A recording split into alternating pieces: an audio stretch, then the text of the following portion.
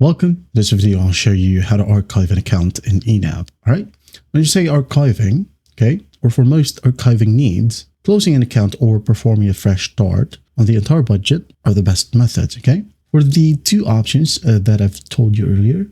So first, we've got to do the fresh start or the fresh start option. So what you're going to do is just click on this drop down right here, or if you're using the mobile device, you can go ahead and tap on the three dots and you'll have the option, make a fresh start.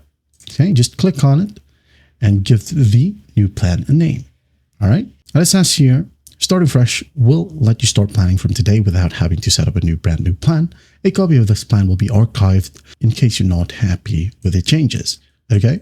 And here's what you'll see in your fresh start. All your linked accounts remain linked on the fresh start. Today's balance for your linked accounts. Unlinked accounts will start with a zero balance for you to update with today's balance. Okay. Today's transactions is linked accounts, scheduled transactions, your category groups, categories, and targets. And your archived plan will retain transaction histories for all your accounts and the category amounts. So you can untick with this checkbox if you want to import your transactions in your archived plan.